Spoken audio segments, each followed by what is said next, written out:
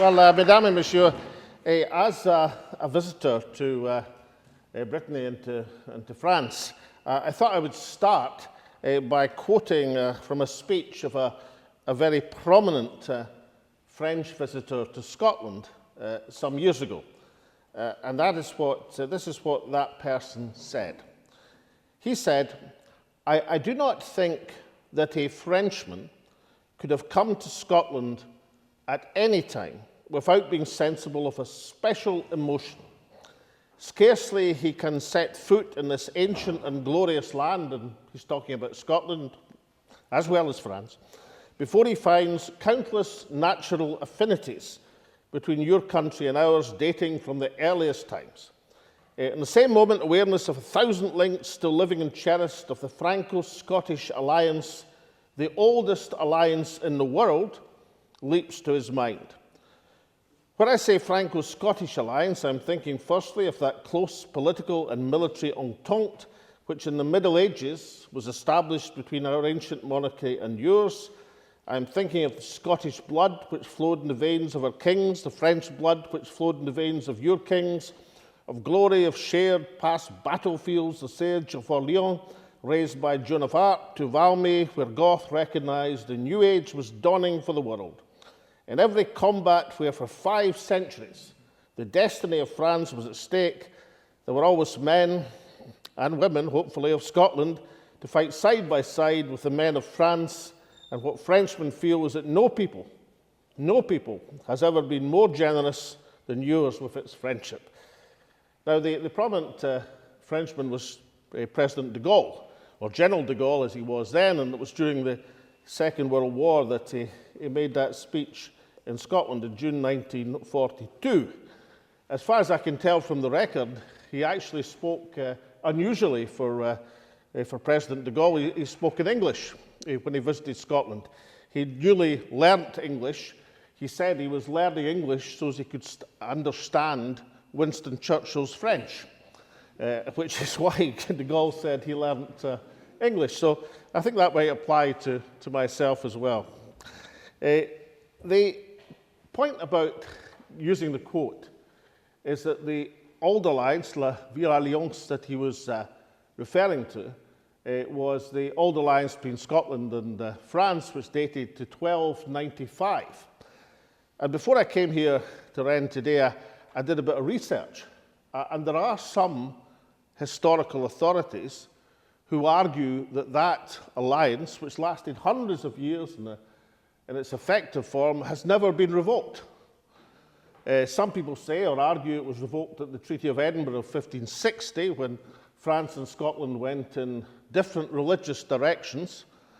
Some people argue it was overtaken by the Entente Cordiale of 1903 between the United Kingdom and France. But other people say that actually it has never been formally revoked as an international treaty. And given that the treaty conferred on Scots citizenship of France and on the French citizenship of Scotland, I think I finally found my route back to European citizenship after Brexit. I am now going to invoke my citizenship of the Republic under the old alliance of 1295, and at a stroke I can have restored to me the privileges and rights as a European citizens which the English Parliament unfortunately took away from Scots in 2016. So maybe history is always useful, but it may have a practical use in talking about the alliance between Scotland and France. Indeed, the proposal was, in the 16th century, before the alliance with England was agreed in the early 17th century, and then as a parliamentary union in the 18th century, the alliance under Mary of Guise, who was Mary Queen of Scots' mother, was to have a union between Scotland and France, a full political union. And so if history, in fact, if Francis II hadn't died before he was able to produce issue with Mary Queen of Scots, history could have taken an entirely different course. But it was as it was, and the point I want to make is that the historical references indicate that the background to Scotland is this is a country, a nation, which enjoyed over 1,000 years, over a millennium, as an independent country before it went into a voluntary association with England first, then England and Ireland later, to comprise the United Kingdom, which is a state of 4 countries, England, Wales, Northern Ireland now, and Scotland. And it's always been accepted, hitherto, that that position, that state, was a voluntary union.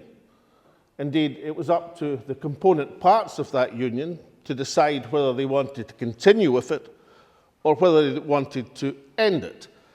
And of course, we can look at that in terms of the practical example, is that a large part of Ireland in the early 20th century, first as the Free State and then as the Republic, decided it no longer wanted to be part of that United Kingdom, and the United Kingdom now formally is the United Kingdom of Great Britain and Northern Ireland.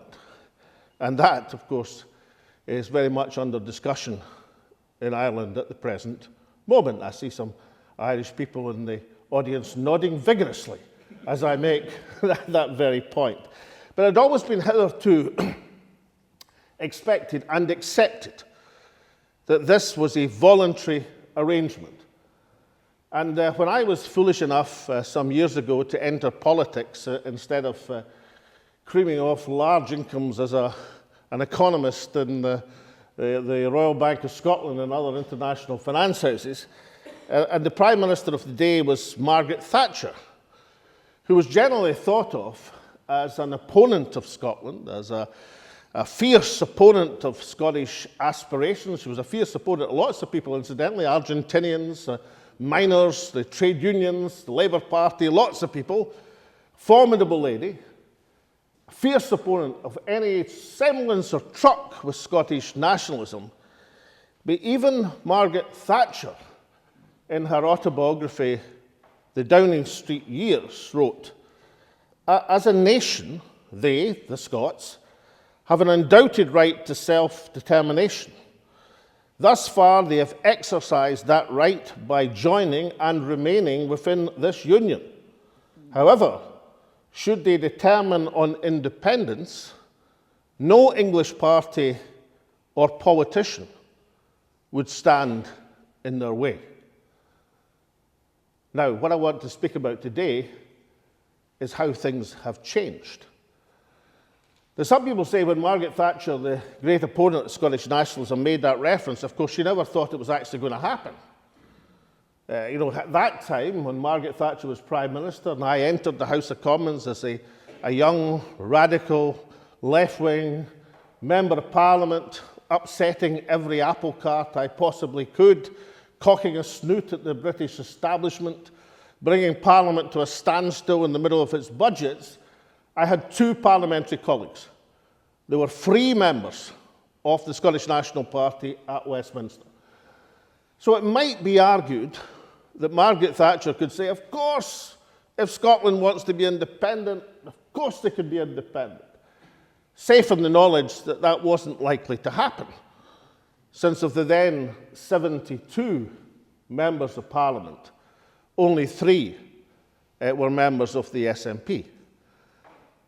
But of course, every Prime Minister since the Second World War, when faced with this subject, gave exactly the same response. Harold Wilson gave the same response. Jim Callaghan, the Labour Prime Ministers of back in the 1970s, gave exactly the same response. This was the accepted position, that as Scotland had joined the Union in a voluntary basis, so Scotland, or indeed Ireland, or indeed Wales, could leave the Union on a voluntary basis if they so wished. And when we established the Scottish Parliament, reconvened the Scottish Parliament, which had been out of existence since 1707, when we reconvened it in 1999, then that was the expectation. Instead of it being a majority of MPs in the Westminster Parliament from Scotland, it would be the Parliament itself having a majority in Scotland and having a referendum of the Scottish people to test the issue, and that is how you would determine on Scottish independence. And that's what duly happened in 2011, after a term as a minority government, when of course you couldn't push this legislation through. I led the SNP to an overall majority in a proportional parliament, which is quite a tricky thing to achieve. And David Cameron, not with a bit pushing and prodding and persuasion, a bit of blackmail, a bit of politics, but to be fair to him, he accepted the position that there had to be a referendum and that would be put to the test. And it duly was in 2014, as Mark said, and the position was narrowly defeated, 55% to 45%, and I decided to retire effectively from political leadership, having failed in that ambition. So why, might you ask, should the issue be returned to now, and why, for 4 successive elections, have people in Scotland at Westminster and in Scottish elections voted by majority to revisit the issue? Well, in terms of the timescale of revisiting, you can put your answer in one word, and that one word is Brexit, the withdrawal of Britain from the European Union. That is the dramatic change in circumstances that reawakened a decision for Scottish independence. The point being that Scotland as a country, in that referendum on Brexit in 2016, voted overwhelmingly to stay within the European Union. Ireland, Northern Ireland, also voted overwhelmingly to stay in the European Union, but Wales narrowly and England narrowly voted to go out, and because England is 10 times or more Scotland's size and population, that swayed the majority to a Brexit vote. And that Brexit vote provides, in most people's estimation, the change of circumstances which justifies revisiting the issue again. Because back in 2014, when I was fighting the referendum on behalf of the independent side, the argument that was put to us by the opponents of independence is that by the act of Scottish independence, we would jeopardise our position within the European Union. The no side, the unionist side, the UK side in the referendum said, look, if Scotland becomes independent, then you'll be out of the European Union. The only way, said the leader of the Conservative Party in Scotland at the time, Ruth Davidson, now Baroness Davidson, that you can guarantee Scotland's position within the European Union is to vote no in the referendum. So a no vote was achieved, albeit narrowly, and 2 years later, Scotland was dragged out of the European Union against its will. And so, as I say, at the 2016 Scottish elections, at the 2017 UK general election, at the 2019 general election, because we've had a lot of general elections in the UK over the last few years, and at the 2021 Scottish elections, a substantial majority of people supporting an independence referendum were elected from Scotland.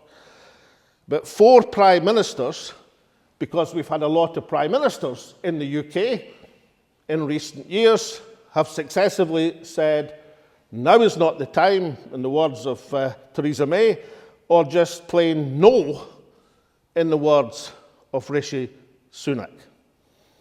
And more recently, when the First Minister of Scotland, my successor, Nicola Sturgeon, decided foolishly, in my estimation, to go to the Supreme Court to try and find a legal avenue to hold the referendum without the permission of Westminster, the Supreme Court backed up the UK government's position. I should say the Supreme Court in the United Kingdom is not like the Supreme Court in the United States, an ancient, antique and established institution, or even the courts of France. It's an artificial political construct which was invented by Tony Blair, and like most of Tony Blair's inventions, it's come to an absolute disaster. It's a politically devised, self-appointed, self-interested court.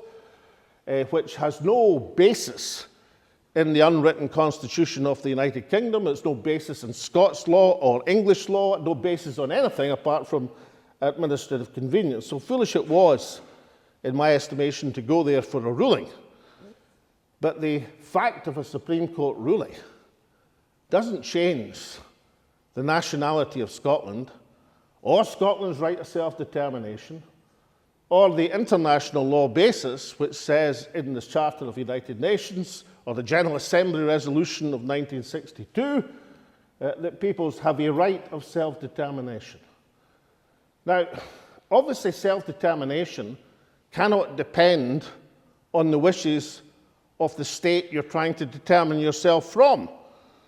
If that were the case, if you needed the permission of the parent state, then very few countries would have become independent over the last 100 years. And yet, as we know, 100 years ago there were 50 countries in the world. There's now 200 countries in the United Nations. Very few of them had the permission, initially at least, to have independence from their parent state. It was something which was accepted as inevitable eventually, whether we're talking about the British colonies, or the French colonies, or the Portuguese colonies, or for that matter, the component states which once comprised the Soviet Union. If the Baltic states, to give a recent example, had depended on the permission of the old Soviet Union to become independent, they would never have become independent. Self-determination has to be exercised by the people in that nation, or the people of that country wishing to exercise. That's what self-determination means. It's not self-determination by permission of someone else. It's on the tin. It's self-determination. So having had 4 successive electoral mandates to make progress, you cannot be subject, in my estimation, to a veto from a British Prime Minister. At least you cannot be subject to a veto unless the United Kingdom wants to be regarded as a rogue state, a l'état voyou d'Europe, a state which operates out with the boundaries of international law. Now, I know that occasionally Britain has done that over the last few years. The war in Iraq would be a good example. But nonetheless, the self-image of the United Kingdom is a law-abiding state. You cannot be a law-abiding state and deny one of the components of a voluntary union its right of self-determination. So I don't think the veto from the 4 prime ministers, each of which will be no more a footnote in history, they certainly won't have the place in history of General de Gaulle, who I started this talk with, is going to stand. Now, in my estimation, the Scottish Government should be far more vigorous in their pursuit of that claim and that cause. The current examination by the ruling party, the SNP, the party I used to lead, is that having been rebuffed at the Supreme Court, they are now going to consider using the next general election as a de facto referendum. And indeed, there is nothing wrong with that. If you cannot get a referendum, then another electoral test is perfectly legitimate to say that is the moment of test and decision. But of course, if you're making that commitment, then you have to back it up, because there is no particular reason that a United Kingdom government, having refused 4 successive mandates for a referendum, is going to automatically say, yes, we're now going to accept a mandate for independence gained in an election. Like most things in politics, like most change in politics, it has to be won on the field of political pressure. You have to mobilize to make your political opponent do something that your political opponent didn't otherwise want to do. And the arguments that the new party I lead put forward in terms of how you do that is you mobilize the population in peaceful protest.